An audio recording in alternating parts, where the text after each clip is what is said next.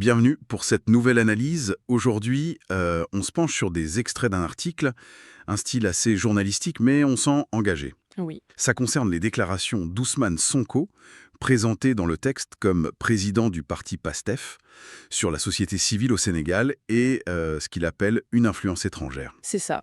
L'article met en avant un Sonko qui alerte sur une situation qu'il considère préoccupante, Mhm. tout ça dans un contexte décrit comme de fragilité institutionnelle.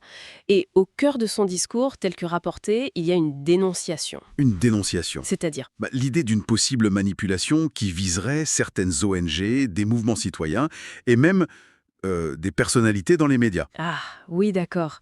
Et l'article, comment il articule ça? Quelle est l'idée centrale que Sonko défendrait selon ce texte? Oui, Alors, le point principal rapporté, c'est que certains acteurs, bon, ils affichent défendre la démocratie, les droits humains, ce genre de choses, oui, le discours habituel, on va dire. voilà, mais qu'en réalité, ils seraient partie prenante de ce que l'article nomme un vaste projet de déstabilisation orchestré depuis l'étranger. Ah, quand même, c'est une accusation forte.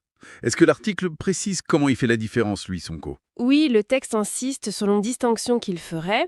D'un côté, il y aurait une société civile authentique, D'accord. et de l'autre, ce qu'il appellerait une structure instrumentalisée, financée. Et c'est cette deuxième catégorie qui, d'après les propos rapportés, menacerait la souveraineté nationale. L'article cite d'ailleurs une phrase de lui là-dessus. Cette idée de structure financée, ça m'amène à une question évidente. L'argent, l'article en parle. Tout à fait, c'est abordé très clairement. Le texte pose la question des financements étrangers, Mhm. qui viendraient de fondations ou même de gouvernements et qui iraient à certaines de ces organisations dites citoyennes. Et du coup, l'auteur de l'article se demande si c'est compatible avec les intérêts du pays, s'il n'y a pas un conflit d'agenda, comme il dit. D'accord. Donc il y a l'aspect financement, mais vous disiez aussi que ça touchait aux médias.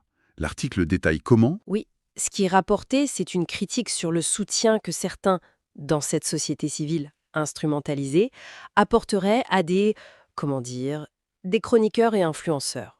Des figures médiatiques, donc? Et quel est le problème, selon Sonko, d'après le texte? Le problème pointé, c'est que ces figures multiplieraient provocations, insultes et attaques personnelles. En gros, pas un débat d'idées constructif, quoi. Et l'article va même plus loin, si je comprends bien. Il rapporte que Sonko dirait qu'en cautionnant ça, cette société civile devient complice du chaos. Exactement. C'est une charge assez lourde qui est décrite. Et notre but ici, c'est bien d'explorer ces arguments, ces tensions telles que présentées dans ce document précis. Voilà, pas de prendre parti, mais de comprendre ce que dit le texte. Précisément,